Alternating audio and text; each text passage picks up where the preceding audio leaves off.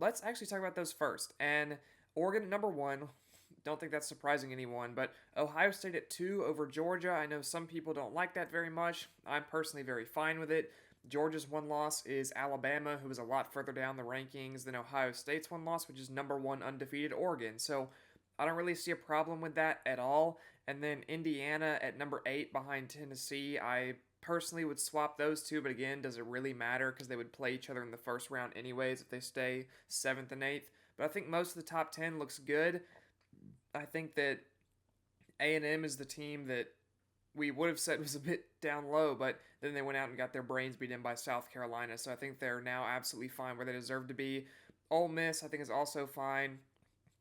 Heard some people talking about them. Maybe they should be higher, but I think Ole Miss is fine right where they are. Kansas State and Colorado. I think Colorado might be a little bit too low. Actually, at 6-2, they're playing really good football. I would take them over Pitt, Iowa State, and they already beat Kansas State this year. Or sorry, no.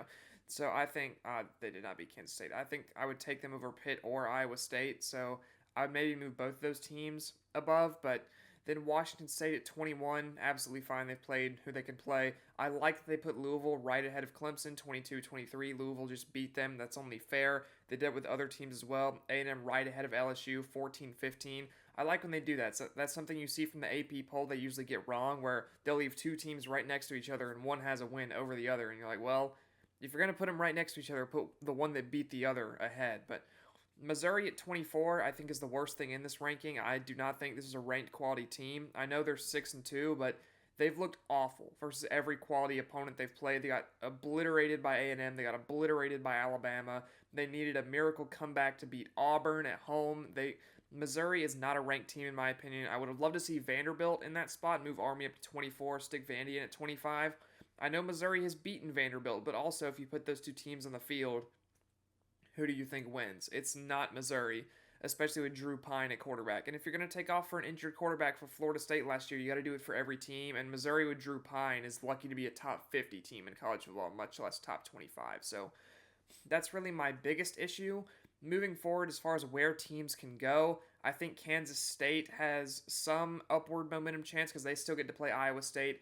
Obviously, the Big 12 champion is going to be a little weird. BYU being the only Big 12 team in the top 10 right now at number 9.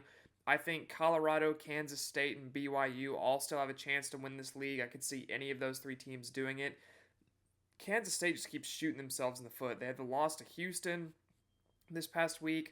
Avery Johnson continues to struggle with turnovers, and they can't seem to quite put it all together out there. And Iowa State, I figured they would finally lose. I've been talking about it every week. I feel like they finally go out and lose to Texas Tech as I predicted there. So Texas Tech, I think, is another quality team. The Big 12, it just feels like they don't have necessarily a great team, but they have a lot of good teams that all beat up on each other all year, and it kind of gets them in trouble.